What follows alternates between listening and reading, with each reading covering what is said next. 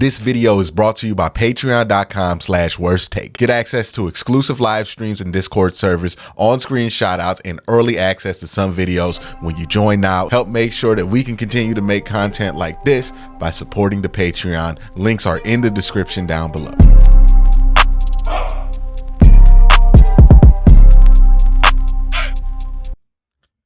I've been talking a lot of realistic stuff. I've been talking a lot of pessimistic stuff. I've been talking all the gamuts about the Browns this year. I've been trying to hit all the angles, everything with this team, because I think this year is really important that we done had this car that we thought was going to take us far break down too many times for me to not look at every single bolt in that engine. Right? Like, that's where I'm at with the Browns, because that's where they've made me be at with them. But that being said, we can't be so deep in the weeds that we forget what the dream is. And today I'm here to talk about what is the dream? What is the ideal? What is the hope of what this Browns defense can be when Jim Schwartz is the defensive coordinator instead of Joe Woods? What's that dream, right? Like, so many years of Joe Woods' disappointments has gotten us to a point to where we don't even want to dream about the defense. We just want it to not be an embarrassment. And I understand that. But maybe this is something that we look at in 3 years and go, man, when we had Jim Schwartz, that roster, we could have achieved this and we only did that. Maybe that's a disappointment. So I want to talk about the dream. I want to make sure, as much as I'm bringing all angles of this season, I want to make sure that I'm also bringing you the upward angle, the hopeful angle, the optimistic angle, right? Because some of y'all love the pessimism, love the cynicism a little bit too much. And that affects how y'all watch the games. And then y'all get into my chat in the first quarter after one drive and cry about the season being over in week one. We can't have that. We can't have that. Y'all got to have a little bit more resolve. You know what I mean? It's going to be a long, bumpy season. But let's talk about the hope. What is the hope schematically? What is the hope philosophically? What do we hope to see this Browns defense look like this year? Well, the one thing that's going to change is we've been doing a lot of talking about the corner positions, but we've also been talking about the corner positions as they were laid out in somebody else's defense. Jim Schwartz's defense is a little bit different, and we're going to get one thing that we've been begging for in this city since we drafted Denzel Ward, which is, in Jim Schwartz's defense, cornerbacks follow assignments, not positions on the field. So what does that mean? We're playing more man. That's why you invested in Juan Thornhill. That's why you have Grant Delpit. You're going to see a lot more, at least on the outside, man coverage. Denzel Ward, he's been begging for this. He's finally going to be able to follow Jamar Chase instead of having to pass that off to somebody else. It's going to be interesting to see how this works, because the Browns have three corners that they like to play: Martin Emerson, Greg Newsome, Denzel Ward. Now, corners get hurt all the time. Sometimes you play more corners. Sometimes you play less corners. All that is important. But that's where the Cavs are right. I mean, not the Cavs, the Browns are right now with that position. And what's the dream there? The dream is obvious. The dream is obvious.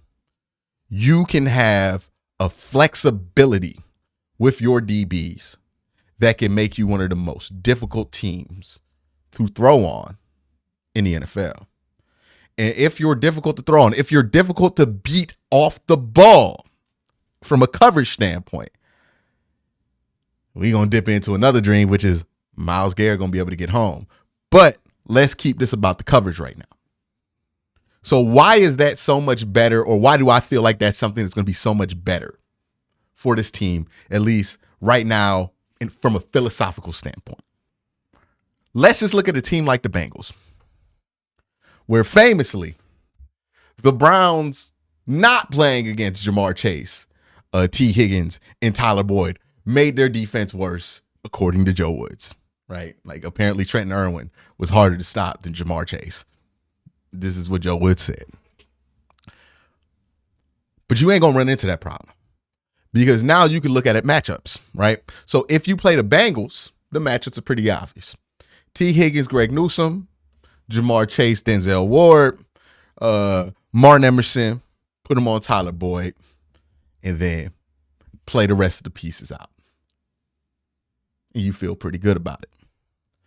Then you can go and look at a team like Pittsburgh, where maybe instead of having it be what you would traditionally do, which is number one receiver or Denzel Ward lining up on the right side of the field, what you could do is, okay, against the Steelers, we're going to align it so Martin Emerson is covering George Pickens.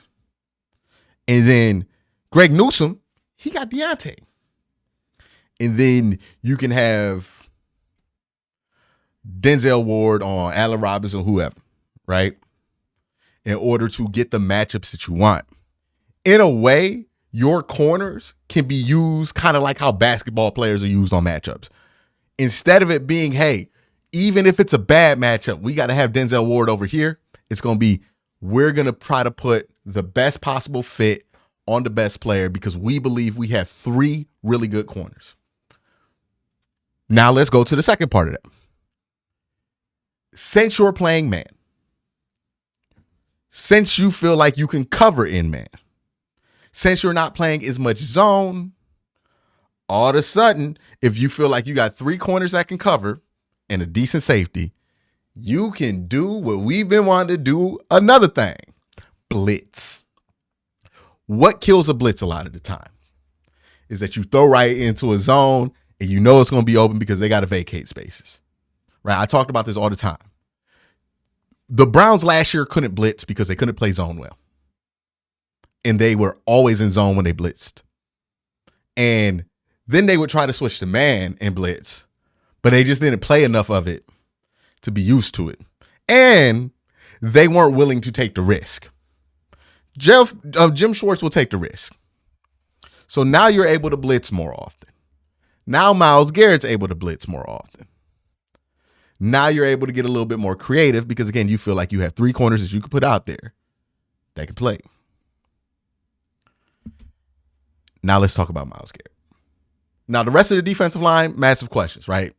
You got 2 and a bunch of other dudes, right? A bunch of guys that you hope are going to have an impact. But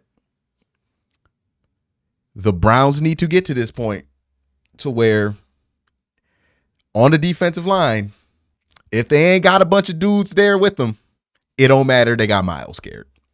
He's going to make other guys better. Now, the Browns haven't been in this position because I don't think the Browns have been aggressive with their use with Myles Garrett enough. Now they get to be aggressive with Myles Garrett. Now they get to get these pressures.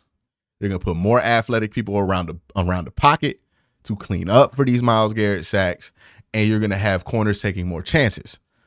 Now, this team might give up some big plays, but I think they're going to get more turnovers than they did last year, right? Like, this is going to be a more turnover-heavy team, but they're going to gamble a little bit more than they used to with Joe Woods. But here was the thing with Joe Woods. You didn't gamble, so you didn't get the turnovers, and you still gave up the big plays. So if I'm getting the turnovers and giving up the big plays, at least I'm getting that, right? Because now we're going to be a little bit more aggressive. Run fits going to get better because that's just coaching, right? Linebackers, they're probably going to be all right. But that's the hope. That's the hope with the Jim Schwartz defense. That's the benefit of having all these corners, is that you have guys who can cover. So now you can make a quarterback hold on to the ball not 5 seconds, but you can make a quarterback hold on to the ball for 2.89 seconds instead of 2.5. And those extra 0.3 of a second all Myles Garrett needs to get home. This defense has the potential to be very good. They have personnel in the right places. I think they have a good coach. I think they can get real creative and versatile with how they use things. It could be good. That is the dream. And again, if the defense is great and the Browns offense lives up to expectation, that sounds like to me a defense that's going to be in the top 7 or 8 in the league if it all works out.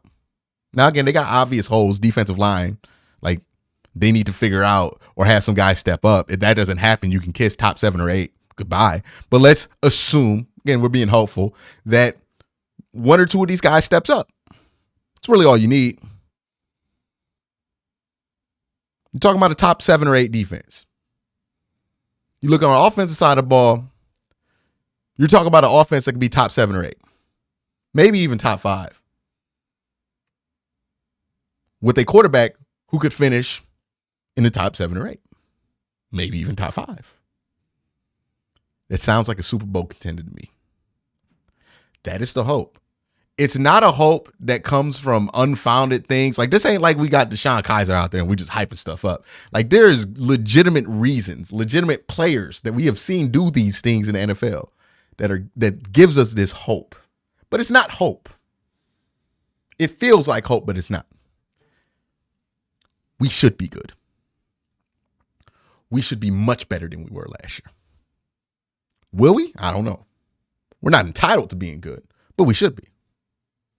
Right? We got the roster. We got the right coaches. It should be good. It's up to everybody in that building to make good on that. And if they ain't good this year, well, then we're going to be looking at a completely different team next year. That's my thoughts. That's the hope of the Jim Schwartz defense. Let me know what you think in the comment section down below.